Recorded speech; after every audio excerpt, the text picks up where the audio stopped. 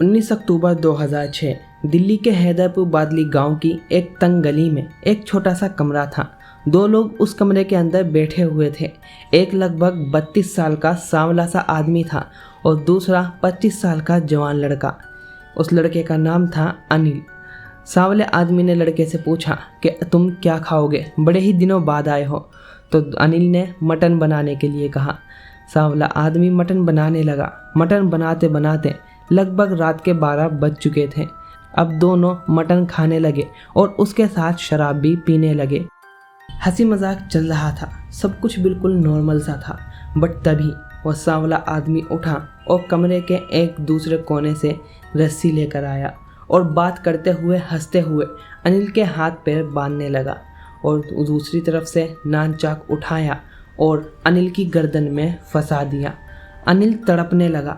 अपनी जान बचाने के लिए वो छटपटाने लगा, मगर वो सांवला आदमी नहीं रुका। अनिल की आंखें लाल हो गई, उसकी जीभ बाहर निकल आई और कुछ ही मिनटों में उसकी सांसें थम गई। पसीने से तरबतर कातिल ने अपना पसीना पोंछा और उसके बाद पास ही भी एक झोले से एक चमचमाता हुआ चाकू निकाला। अनिल की बॉडी को गर्दन से पकड़कर नाली के पास लेकर आया और उसके बाद उसका सिर अपनी गोद में रखा, अपनी आस्तीन चढ़ाई और अनिल की गर्दन रेतने लगा। इस बार उसने एक और झोले से एक गंडासे नुमा हथियार निकाला और अनिल की गर्दन पर 5-6 बार अटैक किया, जिस वजह से अनिल की गर्दन बॉडी से अलग हो गई। फिर उसने गर्दन को एक झोले में रखा और बॉडी को अखबार से लपेटा, मगर खून नहीं रुका। बेचैनी और झुंझलाहट उसके चेहरे पर साफ नजर आ रही थी। झुंझलाहट में उसने एक बड़ी पॉलीथीन फाड़ी और उससे अनिल की डेड बॉडी पर लगा दिया। इस बार जब खून रुकना बंद हो गया तो उसने अनिल के पैर सीने की तरफ कर बांध दिए। पास ही में एक और प्लास्टिक की बोरी पड़ी थी। कातिल ने उसी बोरी में लाश को ठूस दिया और उसके बाद उस डेड बॉडी को घसीटते हुए दरवाजे तक लाया और एक टोकरे के अंदर रख दिया और उस टोकरे को भी प्लास्टिक की बोरी से बंद कर दिया। उसके बाद उसने बड़ी ही सुकून के साथ कमरे में बह रहे खून को साफ किया। चाकू और गंडासा भी धोकर एक झोले में डाल दिया। रात के करीब 2 बज चुके थे। उसके बाद वो एक कॉपी लेकर आया और उस कॉपी के एक पेज पर कुछ लिखने लगा। उसके बाद उस पेज को फाड़ा और उसी टोकरे के अंदर डाल दिया जिसमें उसने लाश रखी थी। फिर पास ही में बैठकर आराम करने लगा। रात के करीब 3 बजे उठा और बाहर की तरफ चल दिया। बाहर एक इंजन वाली रेडी खड़ी हुई थी। उसने फौरन डेड बॉडी को रेडी के पीछे रखा, कमरे पर ताला लगाया और हैदरपुर आउटर रिंग से होते हुए तिलक नगर की तरफ चल पड़ा। बट रास्ते में उसकी रेडी खराब हो गई और जब वो वहीं पर इधर उधर देखने लगा तो उसको एक मंदिर दिखा। वो अपनी रेडी को घसीटकर मंदिर के पास लेकर गया और लाश वाला टोकरा अपने सिर पर रख लिया और वहीं पर खड़ा हो गया।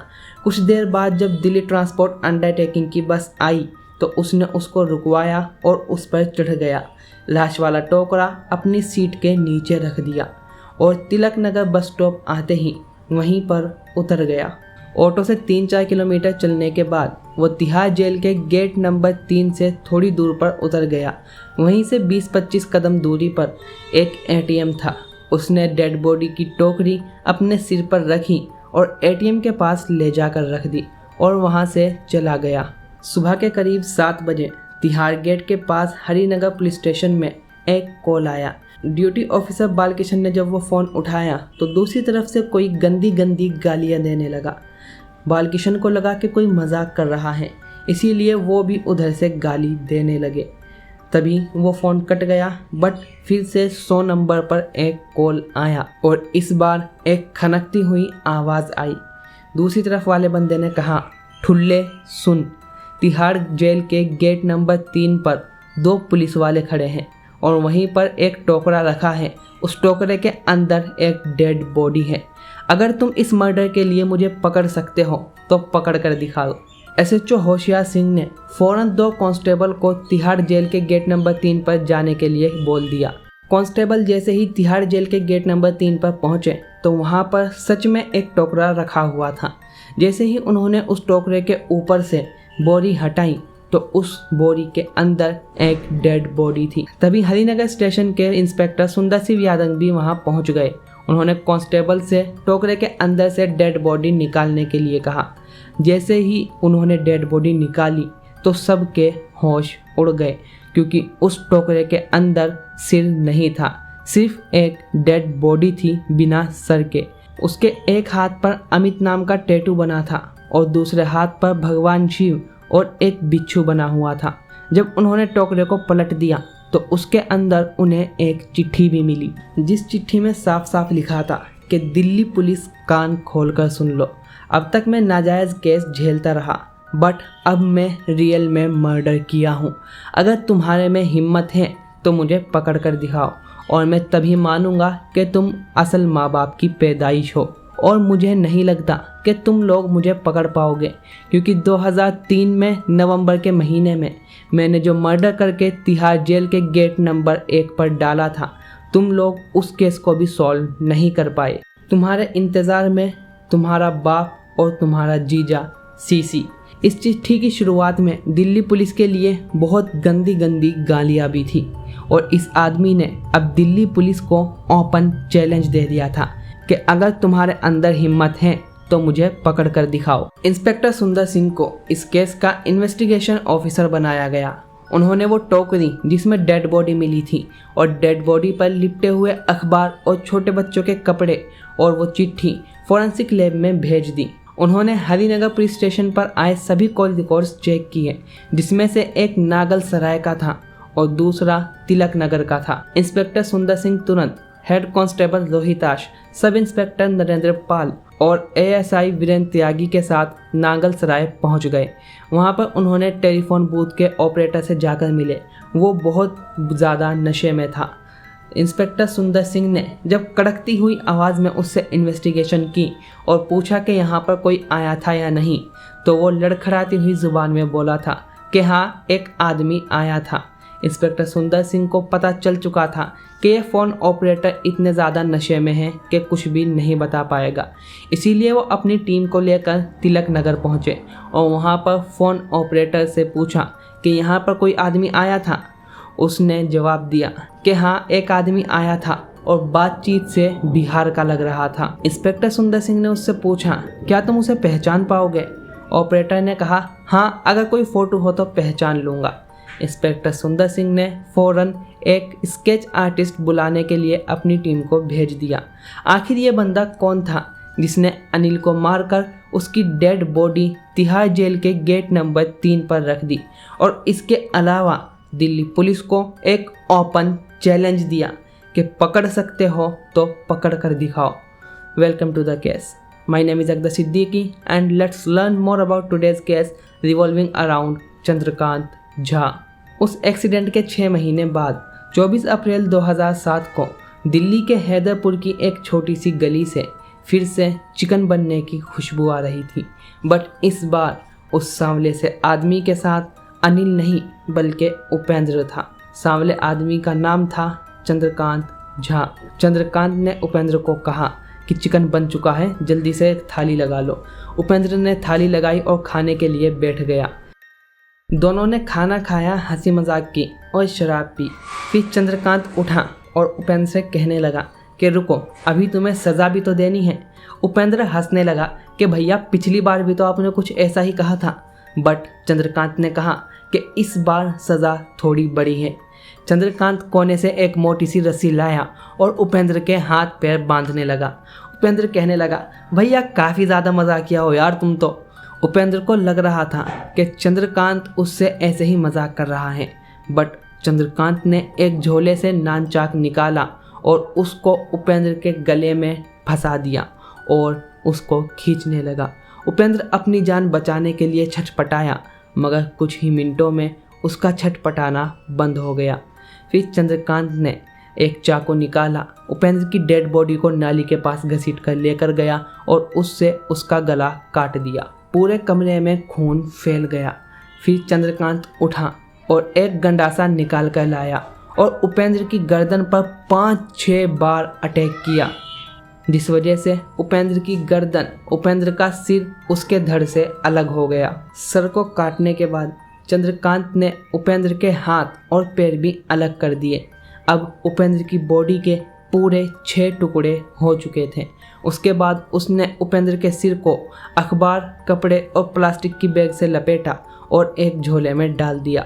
ठीक इसी तरीके से उसने उसके हाथ पैर को भी अखबार, पुराने कपड़े और पॉलीथीन से लपेटा और उनको गत्ते के डिब्बे में डाल दिया। फिर चंद्रकांत उठा और एक गत्ते का डब्बा और लाया और बिना हाथ, पैर और सिर वाले धड़ को अखबार बोरी से लपेटकर उस गत्ते में डाल दिया और कसकर रस्सी बांध दी।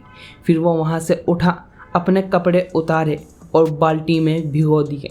फर्श पर जो खून पड़ा था उसको अच्छी तरीके से साफ किया और फिर सुस्ताने लगा। थोड़ी देर सुस्ताने के बाद उसने कमरे का दरवाज़ा खोला और चेक किया कि आसपास कोई और तो नहीं है। जब उसको दूर दूर कोई भी नहीं दिखा तो फिर उसने फिर से अपनी इंजन वाली रेडी उठाई और उसमें उपेंद्र की बॉडी जिस गत्ते में रखी थी वो सारे गत्ते रखे और हैदरपुर बादली की तरफ निकल पड़ा। रास्ते में पीतमपुरा में बाबा रामदेव मंदिर के सामने उसने अपनी रेडी रोकी और गत्ते के डब्बे से उपेंद्र का बायां पैर निकालकर एक पॉलीथीन बैग में डालकर उसे मंदिर की ग्रिल पर लटका दिया। अब चंद्रकांत 30 हजारी कोर्ट में पहुंचा और गत्ते के डिब्बे से एक हाथ निकालकर जजों के एंट्री गेट पर लगा दिया और दूसरा हाथ निकालकर कोर्ट बिल्डिंग के बगल में फेंक दिया। फिर वहां से तिहाड़ जेल के गेट नंबर 3 पर पहुंचा। इधर उधर देखने लगा। जब उसको कोई नहीं दिखा तो लाश वाला डब्बा उठाया और तिहाड़ गेट के जेल के सामने सरका दिया और गाजियाबाद की तरफ चल दिया। अब उसके पास कटा हुआ सिर और एक पैर पड़ा हुआ था। जैसे ही उसे गाजियाबाद की तरफ जाते हुए सुनसान झाड़ियाँ दिखी, उसने पैर वहीं पर छुपा दिया और ISBT कश्मीरी गेट के पास यमुना नदी में उपेंद्र का सिर भी फेंक दिया। और सेम पिछली बार की तरह हरिनगर पुलिस स्टेशन में एक कॉल आया। कॉल उठाते ही दूसरी तरफ से आवाज़ आई कि पिछली बार तो तुम मेरा कुछ भी नहीं बिगाड़ पाए थे, इसीलिए तोहफे में एक और डेड बॉडी भेज रहा हूँ। और पिछली बार तो उसके हाथ पर अनिल का टैटू भी बना हुआ था, बट इस बार मैंने कोई भी सबूत नहीं छोड़ा है। अगर तुम में हिम्मत है तो तुम मुझे पकड़ कर दिखाओ। इस बार भी मैंने डेड बॉडी तिहाड़ जेल के गेट नंबर 3 पर रखी है। देखता हूँ तुम में कितना दम है, मुझे पकड़ कर दिखाओ। SHO होशियार सिंह फौरन एक कांस्टेबल के साथ तिहाड़ जेल के गेट नंबर 3 पर पहुंचे। इस बार भी डेड बॉडी सेम एग्जैक्ट उसी स्पॉट पर रखी हुई थी जहां पर 20 अक्टूबर 2006 को रखी हुई थी। उसकी गांठ इतनी ज़्यादा तेज़ बंधी हुई थी कि वो खुल ही नहीं रही थी। तभी वहां पर एक आदमी आया और बोला, क्या हुआ, रस्सी खुल नहीं रही क्या? कांस्टेबल ने बोला, हाँ। तभी उस आदमी ने एक चाकू दिया और रस्सी काट दी। जब उस गत्ते से डेड बॉडी को निकाला गया तो उसमें सिर्फ धड़ था, ना हाथ था ना सिर था, सिर्फ गर्दन से लेकर कमर तक की बॉडी थी। थोड़ी देर बाद SHO होशियार सिंह को कॉल आया कि 30 हजारी कोर्ट के पास 2 हाथ कटे हुए मिले हैं और रामदेव मंदिर के पास एक पैर कटा हुआ मिला है। पुलिस इस केस की इन्वेस्टिगेशन में लग गई। पुलिस के लिए सबसे बड़ा सवाल था कि आखिर ये कौन कर रहा है। पुलिस अभी इस केस की इन्वेस्टिगेशन कर ही रही थी कि 24 दिन बाद 17 मई 2007 को चंद्रकांत अपने एक और नए विक्टिम दिलीप कुमार के साथ अपने कमरे पर था। वहाँ पर उसने सेम पिछली बार की तरह उसको चिकन खिलाया और उसके बाद उसके हाथ पैर बांधे और नैन चाक से उसका गला घोट दिया और उसके बाद उसने गंडासा निकाला और उसका सिर अलग कर दिया, हाथ पैर भी अलग कर दिए। बट इस बार उसने उसका प्राइवेट पार्ट भी काट डाला था। उसने गत्ते के 3 अलग अलग डब्बे में उसके बॉडी पार्ट्स को पैक किया और उसका प्राइवेट पार्ट एक छोटे से डब्बे में पैक किया।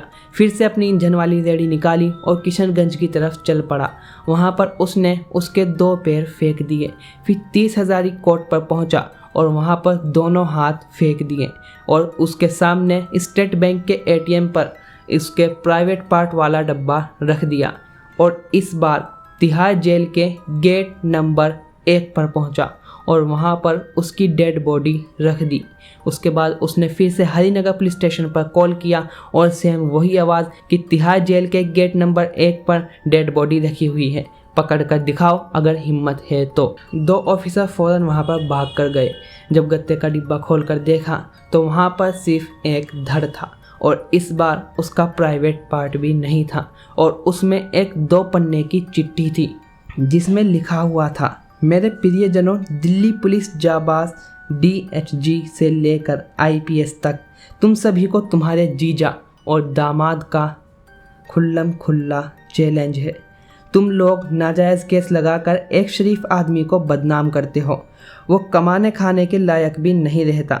शरीफ आदमी शराफत छोड़कर क्राइम करता है। उसने दिल्ली पुलिस को बहुत ज़्यादा गालियाँ भी दी हुई थी।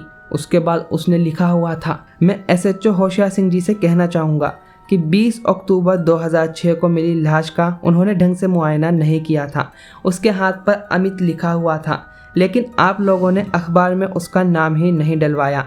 मैं ये लेटर नहीं लिखता, लेकिन 24 अप्रैल को मैंने मर्डर करके दिल्ली पुलिस के लिए जो तोहफा भेजा था उसमें लेटर नहीं था। बेचारे अखबार वाले परेशान थे कि पुलिस वालों के दामाद और जीजाजी ने अब की बार लेटर क्यों नहीं भेजा। उसके बाद उसने अपने ऊपर इनाम रखने के लिए कहा हुआ था कि एटलीस्ट मेरे ऊपर कुछ इनाम रख दो, क्योंकि मैं इतना खूंखार आदमी हूँ। मैं जब तक साल में 7-8 मर्डर नहीं करता मुझे सुकून नहीं मिलता। अब दिल्ली पुलिस के ACP हरगोविंद धालीवाल ने इस केस के इन्वेस्टिगेशन ऑफिसर सुंदर सिंह यादव को बुलाया और उनको खूब लताड़ा कि 1 साल में 3 लाशें मिली हैं, वो भी तिहाड़ जेल के गेट के सामने। आखिर तुम लोग क्या कर रहे हो? उसको क्यों नहीं पकड़ रहे? और लाशें भी इतनी बुरी कंडीशन में हैं, किसी के हाथ पैर गायब हैं, किसी का सिर नहीं है तो किसी का प्राइवेट पार्ट ही नहीं है।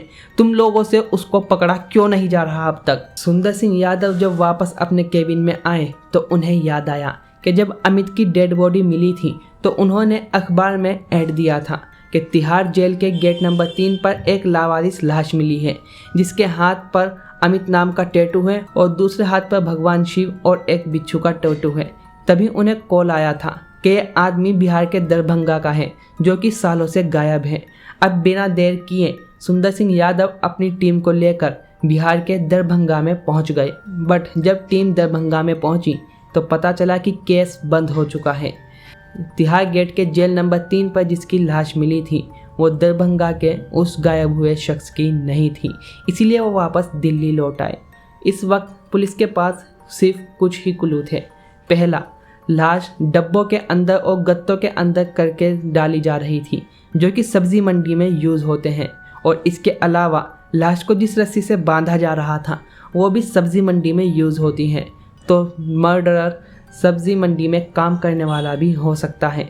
दूसरा, अखबार से लाश को लपेटा जा रहा था तो मर्डरर अखबार बांटने वाला भी हो सकता है। और तीसरा और सबसे इम्पोर्टेंट क्लू, लाश के साथ जो लेटर्स मिल रहे थे उन सब की हैंडराइटिंग सेम थी और उनमें कुछ बिहार के वर्ड्स भी थे। मतलब बिहार टाइप की जो कुछ लैंग्वेज होती है उस तरीके से वो लेटर्स लिखे हुए थे। तो ये कोई बिहार का बंदा भी हो सकता है। पुलिस ने सबसे पहले ये पता करना शुरू किया कि इस पैटर्न से पहले कब कब दिल्ली में मर्डर हुए हैं।